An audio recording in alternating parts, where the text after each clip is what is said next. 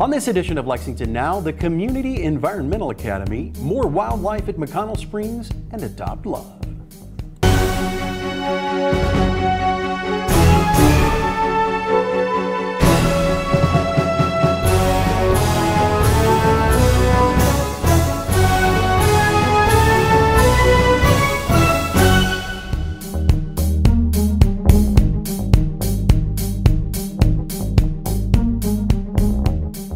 I'm Neil Noah, and welcome to Lexington Now for the week of July 19th, 2021.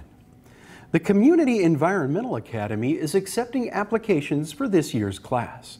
We spoke with Alice Hilton about the opportunity. The Community Environmental Academy, which was formerly the Citizens Environmental Academy, has been an ongoing project that the city has run for, I believe, about 5 years now. Essentially, it's a chance for Lexington residents to get a really in-depth look at the inner workings of the Department of Environmental Quality and Public Works. The first half consists of a series of talks and tours and workshops where people can learn about each of the different 7 divisions that make up the department. And so then, using that knowledge that they gain from the first half, they then get the chance to pitch projects, and whichever projects the group decides on as a whole, they receive a certain amount of funding to be able to implement those projects. We've seen some really cool projects come out of the Academy in the past, and several of them have remained ongoing, like the city has picked them up and kept them alive through the years.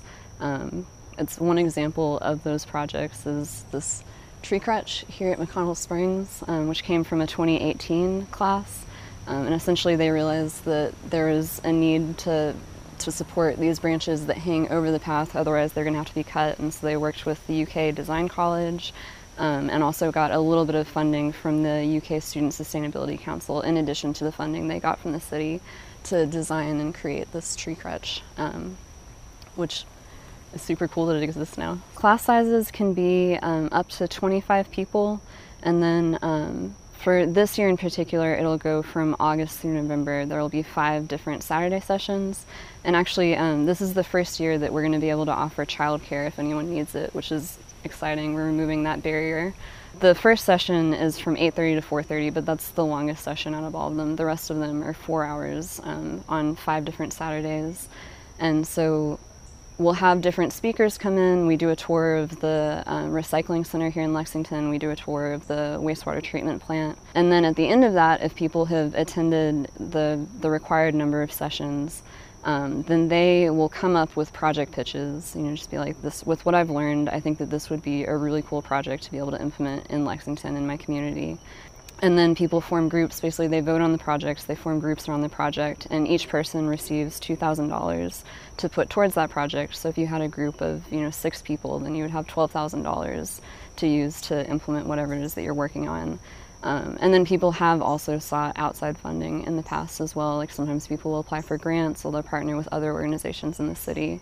And then they'll spend the next 6 months basically working on whatever their vision is, with help from us and from the city, just making that project happen. We are accepting applications on our city website now through August 6th. Those applications can be found at lexingtonky.gov/CEA. It is free to apply, and the applications they're not a lot of work. It's mainly just a way to check and make sure that people are interested and want to be involved. It's a really cool way for people to get involved with the city, with their community, to get a chance to kind of influence the built environment or to impact the environment in their community in a positive way, and we really look forward to working with people. And now it's time for our final edition of Wildlife at McConnell Springs. This week, Stephen Rogers introduces us to Leroy. So this is Leroy. He is our education snake. We keep a snake at all times, really, for our education programs so that we can pull them out and talk about adaptations, talk about habitats. Leroy is a corn snake. I should mention his full name is Leroy Jenkins, so any early YouTubers will get a chuckle out of that. Corn snakes are a native species to Kentucky.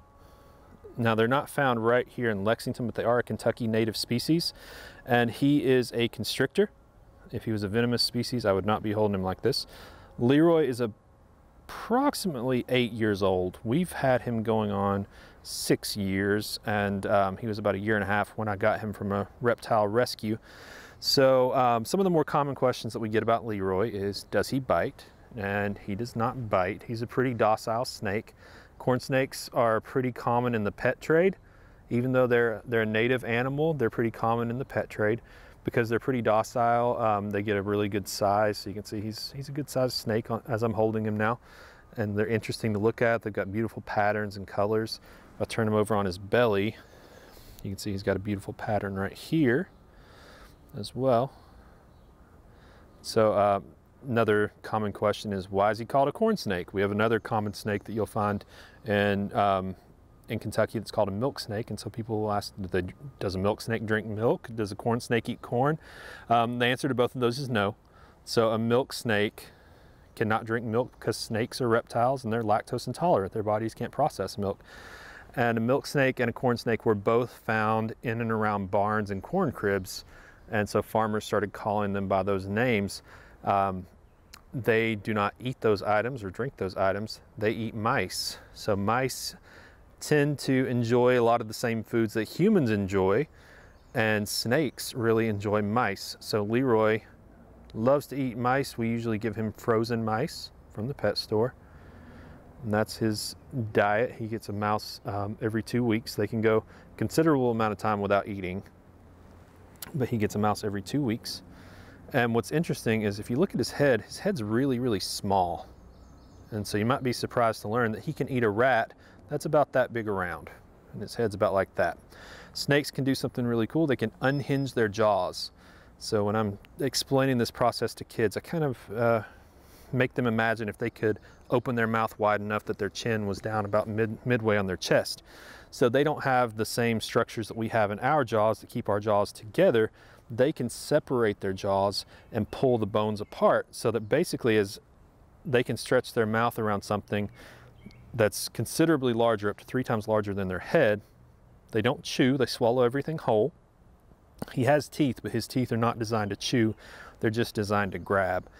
So when he's finding a prey animal or a living animal, he'll grab it and then instantly wrap his body around it and squeeze. He's a constrictor, so he squeezes, he constricts, and then after that animal is dead, then he'll swallow it whole. He does not have eyelids, so he doesn't blink. And you notice he's flicking his tongue out, he's smelling me, which he's outside. So there's lots of smells, lots of sights for him right now. So he's smelling me using his tongue. He has a special organ called a Jacobson organ. So they stick their tongue out and then they pull their tongue in, they stick it right in the roof of their mouth and it goes into their Jacobson organ, and that's how they're able to smell. He has nostrils, but they're just for breathing. He does not have ears, you would notice as well. So snakes don't hear the same way that we do. They feel vibrations. So he doesn't hear the words that I'm saying, but he can feel vibrations through my body right now. He can probably feel my heartbeat. If I'm walking, holding him, he can feel those vibrations. So when he puts all of those things together, that's how he hunts, that's how he survives. So he feels little vibrations on the forest floor. That's a mouse running along. He starts to flick his tongue out and smell the mouse. And then those eyes are constantly on the lookout for food. And once he sees a mouse, he's gonna lock on with his eyes. And once the mouse gets close enough, he strikes, catches the mouse with his mouth, wraps his body around, constricts, and he swallows the mouse whole. So if you see a snake like Leroy and you're confident that it's non-venomous, I still recommend you don't pick it up because he can bite. And snakes like this, when they bite, it can hurt. Just because they're not venomous doesn't mean that the bite wouldn't hurt. And of course they can have bacteria in their mouth, so that wound could get infected and you could get sick. So we always tell people not to touch a snake. Just observe from a distance. So for more information about the park and some of the wildlife at the park, you can check out lexingtonky.gov and search for McConnell Springs. You can check the Friends of McConnell Springs website, mcconnellsprings.org, our social media accounts at Lexington KY Parks, and then our Flickr page. If you just search, go on Google and just search McConnell Springs Flickr. There are great pictures of lots of animals, including my guy Leroy. When we come back, adopt love.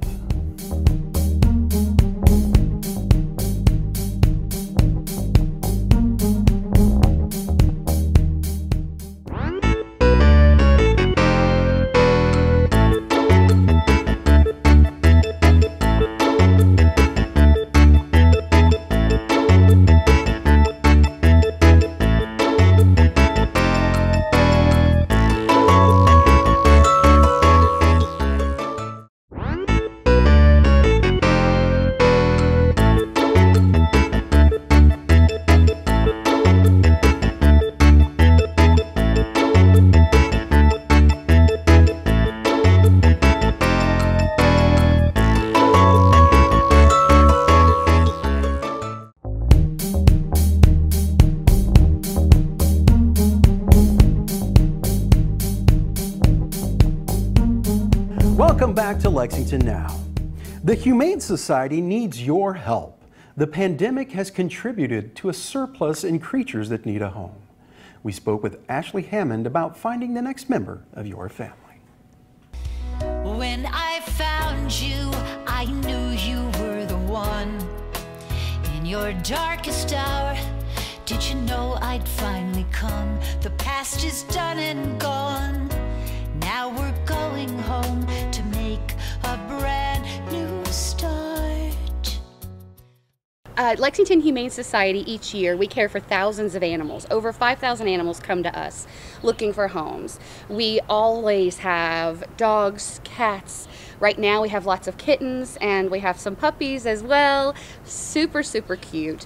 But during the summer months, we do have a lot more animals than we have typically throughout the normal year. So right now we're caring for almost 500 animals, and that's pretty typical during the summer. However, this year it's been a lot more difficult for pet owners to provide medical care for their pets. So we are seeing a lot of owners surrendering their animals and turning them in. So the Lexington Humane Society takes on the cost and the care and all of the medical care for the animals that come in that need that extra TLC.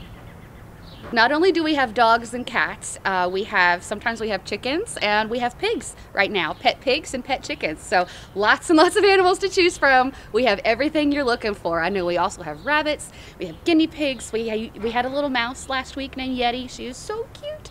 So we have all kinds of animals. So if anyone is interested in adopting from the Lexington Humane Society, we have lots of animals available. Check out our website at adoptlove.net. Being able to foster or adopt an animal is going to help us immensely, as well as donate your time and your money. All of the animals here rely on Lexington Humane Society, and we rely on our community to help us take care of these guys. Over 5,000 animals every single year, and especially during the summer months. Visit Lexington Humane if you are interested in adding to your family. We have hundreds of animals available for adoption. If you are maybe not ready to make that full-time commitment, check out our foster care program. It is so beneficial for the dogs, especially the adult dogs in our care, to get into foster homes and get a little bit more enrichment instead of being on the adoption floor 24/7. So visit our website, adoptlove.net, for all of the information on how you can get involved. So not only do we have our foster care program and our adoptions program, we're slowly integrating our volunteers back into the mix now. And we have them covering our front door. We have them helping with pet assistance. We have our volunteers come in and they're helping us at the front door. They're helping us enrich the cats, spend some time with the animals, lots of wonderful things for them to help out with. So not only do we have foster, volunteer, and adoptions, but we also have our training program for some of our dogs here. Some of them just get really restless on the floor. If you are in a kennel 24/7, you want to get some time out of the kennel and you become a little restless. So to keep these guys happy and healthy, we have an enrichment program called Trainable that we are able to use some funds and use some of the donations that we've received and purchase items or use common household items like a muffin pan, put little treats in the muffin tin and put a baseball in those muffin tin or a tennis ball. That is an activity that dogs can do for 20-30 minutes. It'll keep their mind thinking, keeps them very happy, it keeps them enriched and keeps them thinking, so where they don't get I have a very restless puppy. It keeps them thinking and it keeps them happy so they don't get restless in their kennel. We also have a program called Project Perfect for our cats, and this program allows our cats to have a couple of free roaming areas. We give them a little dollop of wet food each day, and through lots of research and studies, we've been able to find ways to enrich the lives of the felines in our care over the years. So lots of programs, lots of ways to benefit the animals. If you have a specific program you're interested in, like our spay-neuter program or our foster program or volunteering, please let us know. We would be happy to direct you in volunteer services you can do for those programs or financial ways that you can help support the animals. Innovate, Diversify, and Sustain is the theme for the 19th Annual Lexington Bluegrass Area Minority Business Expo, held virtually this year on August 5th through 6th. And sponsorship opportunities are still available. Mike Adams, MBE Sponsor Chairperson, talks about the importance of sponsoring the expo and the benefits that go along with it. Our motto this year is to innovate, diversify, sustain. So I think it's very good that we're going virtual for this year, being that we are literally the examples that we want to set for the businesses that we're going to talk to. As we talk giving resources to our entrepreneurs about what that looks like.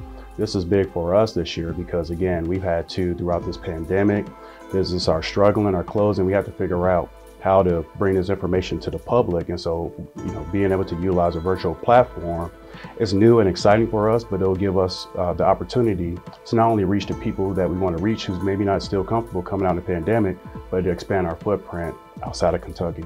And with our programming that we have curated, which we are very excited about, our sponsors, are responsible for that because they're providing us with the resources in which we are giving back into the community. When you have your brand associated with the Minority Business Expo, you're telling the community that they matter and that you're investing in, their health and their wellness as well, because as we all know, small business is the heart of our economy. So essentially, we have a couple different levels, core levels, which was our presenting sponsor, which is One Space. Fifth Third has held that presenting level for a while. So we're very thankful and grateful for Fifth Third because, again, that commitment definitely matters to us, and it's year after year that they have held that presenting spot. So that's the prominent sponsor. So our prominent sponsors get, they get all the benefits, right?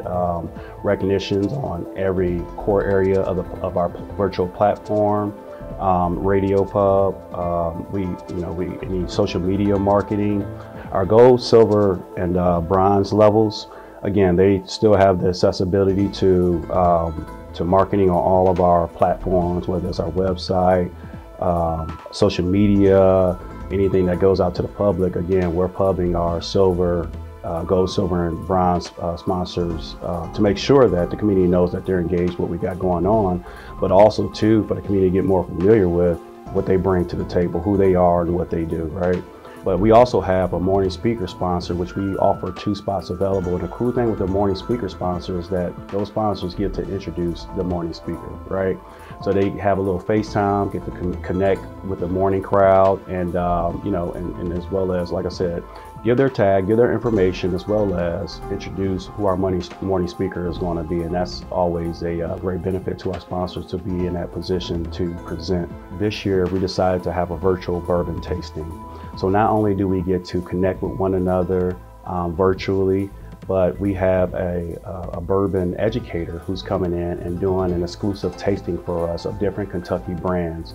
So we'll get a little bit of history we'll learn a little bit about history of bourbon. We'll learn about, again, being an MBE, the minority heritage and history in bourbon, as well as learn sensory analysis, how to nose it, how to taste it, how to pair it. So it's going to be a dynamic experience, and the person who's putting it on for us, his name is Tim Niddle. He has a bourbon consulting company called Distill Living, as well as he's a bourbon educator at Midway University. So we're ecstatic about that. So to become a sponsor, it's very important that you get in contact with me. The date is approaching quickly. So, and we've had some great commitments, but we can always use more when we're doing this type of programming. So to be a sponsor, definitely contact me at miadams@fortbank, FORCHT, fortbank.com. That's miadams@fortbank.com. You may also do an inquiry through the Lexington Minority Business Expo page if you're looking to do a sponsorship. So go to lexingtonmbe.com and submit an inquiry, and we will definitely be back with you. Or you can call me on my cell phone, area code 248-495-4130. Be a very busy person, so if I don't answer, just leave a message and I'll get back to you the same business day. With you as a sponsor, we can continue to bring quality programming, business collaborations, and educational forums virtually throughout the year. For sponsorship details, visit lexingtonmbe.com. Many urban county government meetings are returning to in-person, but many are still happening virtually. This week, the council is on break, but when we have meetings, we bring most of these to you live. Check out our website for the most accurate and up-to-date coverage of city business. And we continue to keep you up to date on how the city is handling the pandemic via our official COVID-19 response site, including testing and vaccination sites. Simply click on the banner at the top of our homepage. That's all for now, but as always, you can keep up with us on social media, check out the latest traffic updates on Twitter @LexRex, or catch our live traffic cams on lexingtonky.gov. For all of us at Lex TV, I'm Neil Noah, and that's it for now.